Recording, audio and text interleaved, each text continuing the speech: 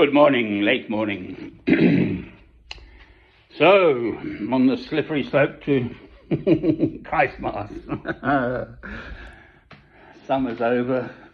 Actually, I gather we've got a bit of a heat wave still coming in Ingerland.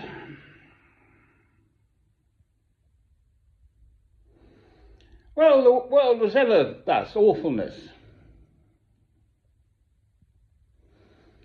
For what it's worth, that document almost I wrote Christmas 2010, and I was saying then, I could feel the end times coming on. So even for me, as it were, it's nothing new, the sense that the world in which I live is,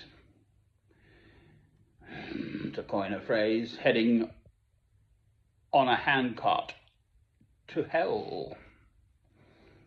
It just is so awful. I sort of almost insist on watching news. I'm a Christian, right?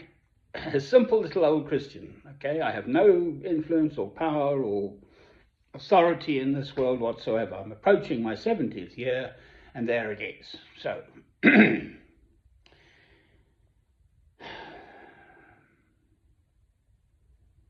so as a Christian, a simple Christian, I listen to Christ, which apparently the new Pope is doing. He's not going for sort of conciliatory, wishy-washy half measures. He's sticking to the gospel for a change. And I don't like it. The establishment, that's an entirely separate issue. So here I am in this world, materially perfectly all right, as it were, and I see all around me the world behaving appallingly. I just cannot help but hear this scream from the Gaza Strip. 4 little distribution points for 2 million plus people for food and supplies. It's absurd. A child could work it out. Apparently some blooming Christian minister, American, in charge, touting how much they're doing and this and that. Well, it's possible they are trying. But the United Nations has been doing this for decades. They've got systems and procedures, how not to get robbed and how to distribute and so on. They had 400 distribution points. Quite apart from the fact that if America stopped funding and arming and morally supporting Israel through Netanyahu, the whole thing would grind to a halt anyway. Let the poor jolly old Palestinians get on with their own lives, for heaven's sake, instead of stuffing them in a walled prison enclave in the Gaza Strip with a huge, I think it's 18 feet high, the wall. Yes, there's awfulness elsewhere in the world, but this one is just so, it's the Holy Land, it's where Christ lived. Every day I hear the casualty figures, and this blasted little head of it, this minister fellow in America, of this new little setup between Israel and America. America wants, the courtesy of the President of the United States of America, in his own words, get rid of the Palestinians and turn it into a holiday resort. Well, I mean, there couldn't be a clearer declaration of ethnic cleansing if you tried. That's what galls. Because there they are, touting themselves as the leader of the free world and all that. What absolute codswallop. It's balderdash. And I listened to this blasted Lise Doucette woman, who's generally I've respected a great deal. BBC, a very senior BBC reporter. She goes to all these awful places and interviews the leaders and tries to get a picture of what's going on, and so on and so forth, interviewing the Iranian deputy head minister or something, a very senior Iranian minister, and he was so measured and so on, and she just kept cutting across him and saying, oh, this and that and the other thing. It's all your fault that America's bombing you. Why in heaven's name should we be dictated to by the country with the most nuclear bombs in the world, America? Why, for that matter, should Britain have the nuclear bomb? What about Northern Korea? No one's touching them, are they? I mean, that's the rationale of having a nuclear bomb. Then the other geezers leave you alone. Ha! It is just the world on its head. Awful little man, Hegseth, head of defense, what does he know? Detailing how wonderful the American military is.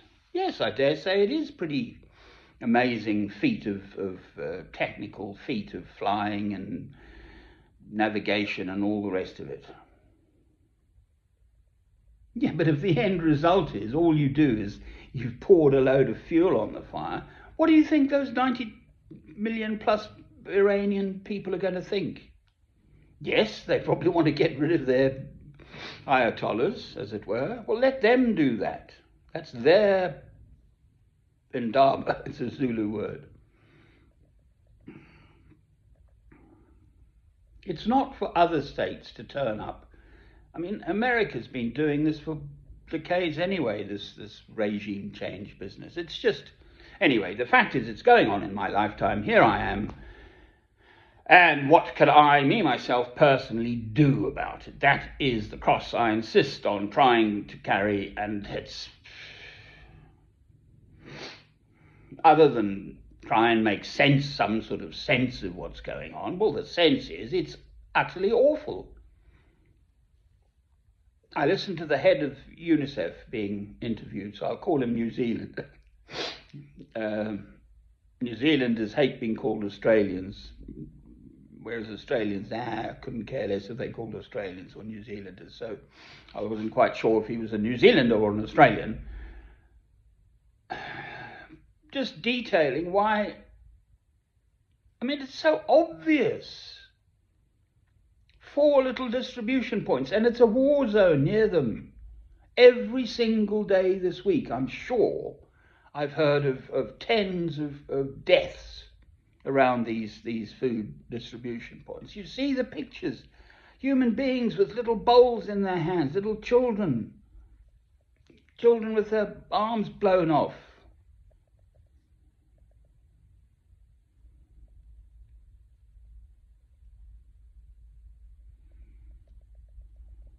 And America is doing it, basically. America could stop it. Therefore, they are utterly complicit in genocide, crimes against humanity, ethnic cleansing. And it's utterly awful. Don't call yourselves Christians.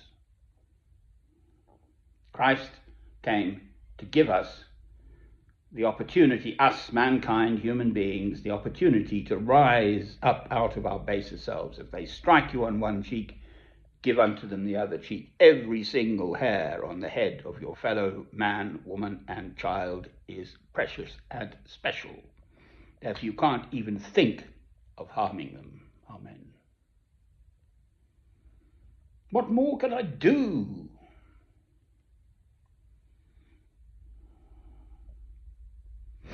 I was interested to see there was a huge demonstration in Jerusalem, against this Netanyahu government and what they're doing, and in America, New York. This older lady in tears saying, she's an American citizen, and just how awful it is, and the interviewer sort of rather making not quite fun of her, but a silly woman in tears. Beautiful tears. At least someone cares. No, but there are many Americans, I think, who also find it appalling. So I'm putting my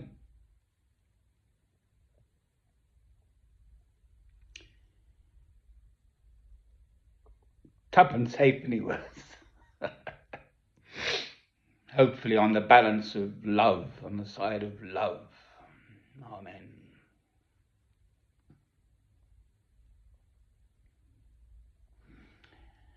That was Beethoven Late String Quartet, number 13, the slow movement, something of beauty. Amen.